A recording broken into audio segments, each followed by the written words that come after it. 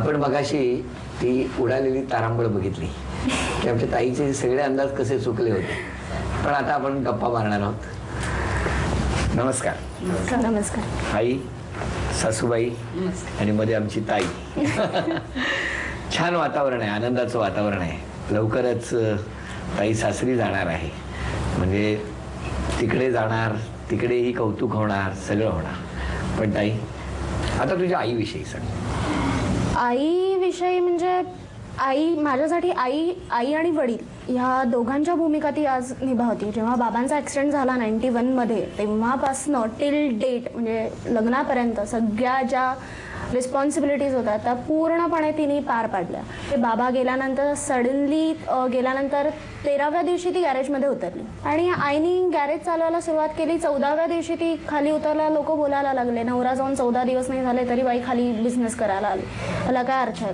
पण तरी सुद्धा ती म्हणाली, जेव्हा 12 वाजता मुलींना घालायची वेळ येईल त्यांच्या तोंडात, तेव्हा ते थोडीच येऊन देणार आहेत. ऑब्विसली मी देणार आहे. त्यामुळे आई उतरली. आईनी धाडसानी ते केलं. 20 वर्ष आई आज 2 व्हीलर गॅरेज लाईनमध्ये आहे. ती जशी खमकी आणि बोल्ड आहे तसंच मला राहायचं. म्हणजे आम्ही जे काय आहोत ते फक्त तिच्यामुळे, म्हणजे तीच बस, म्हणजे तिच्याशिवाय कोणी नाही. इतकं बोलली, इतकं लेकरू बोललं हे आता लेकरू तुमचं सासरी जाणार आहे. काय काय सांगाल एकंदरीत आता या अशा प्रसंगी? या प्रसंगी म्हणजे काही मला लागलं, काही येलं, अर्चना हे घेऊन ये ग, म्हणजे माझा तो उजवा, काही सांगितलं तर ती करून दे, असं म्हणजे कुठलंही काम असं नाही की आई मी करू शकत नाही किंवा माझ्यातनं झालं नाही किंवा मी करणार नाही. म्हणजे मुलगा आणि मुली ह्याच्यामध्ये मला काही फरक नाही, दोन्ही माझी मुलंच आहे. मग आता लग्नानंतर ताई काय मिस करणार? आईच्या हातचं जेवण पहिली गोष्ट, आणि आईचं रोजचं सकाळचं उठवणं, शेवटी ओरडून की उठ आता 6 वाजलेत, 7 वाजताची बस पकडायची असेल तर उठ, हे नक्की मिस करेन. सासूबाई 6च्या नंतर उठते. सकाळचा डबा करून द्यायची जबाबदारी माझी आहे. बघितलं का, म्हणजे आईची भूमिका परत या आईने आता स्वीकारलेली आहे. खरं तर खूप कठीण प्रसंग असेल. काय तारीख होती ती? बाबा 29 नोव्हेंबर 1991. 29 नोव्हेंबर 1991 लग्न 29 नोव्हेंबर 2011.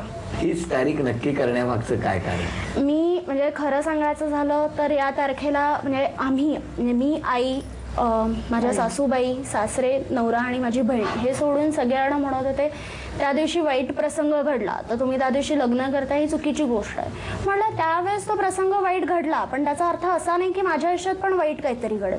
त्यावेळेस वाईट घडलं तर आपण यावेळेस चांगली गोष्ट करू आणि ती पुढे नेऊ, आणि कुठल्या ना कुठल्या तरी सूक्ष्म रूपाने बाबा नक्की तिथे असतील, मला याची गॅरंटी आहे. त्यामुळे आपण ही तारीख फिक्स करू. आणि आधी आम्ही दोघींनी डिसाईड केला, आधी ह्यांच्या कानावर घातलं, कारण 30 तारीख आहे. कदाचित हे नाही म्हणतील पण त्यांनी तेवढा सपोर्ट केला. Very good. म्हणजे 29 नोव्हेंबर हा दिवस असा आहे की झालेली वाईट घटना पुसून नवी घटना तिथे राहील, ज्याच्यामध्ये कायम बाबांचे आशीर्वाद सोबत राहतील.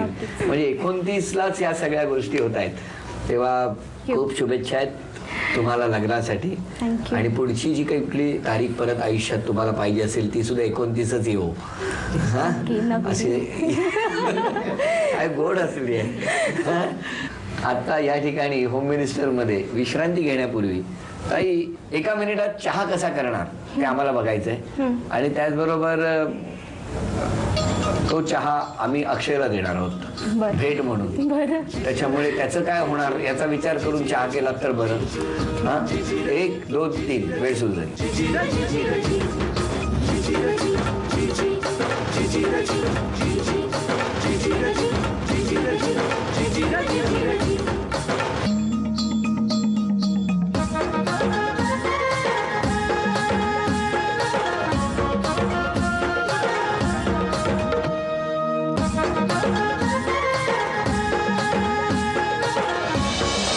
अक्षय या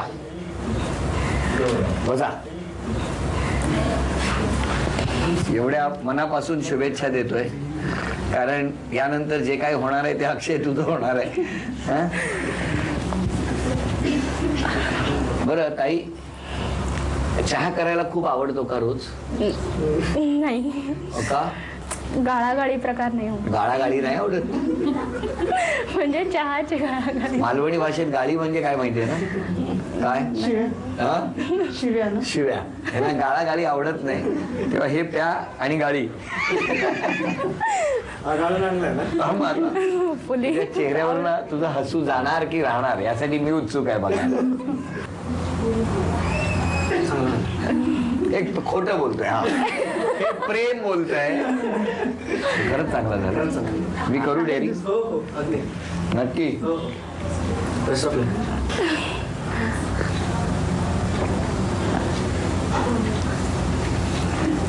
हा चहा आहे का उसाचा रस आहे? साखर जास्त. साखर कारखान्यातच केल्यासारखं आहे. तिला गोड खूप आवडतं. कदाचित काय माहितीये का तिचं म्हणणं असेल जे आहे ते गोड मानून घ्या. खूप छान चहा झालेला आहे. थँक्यू.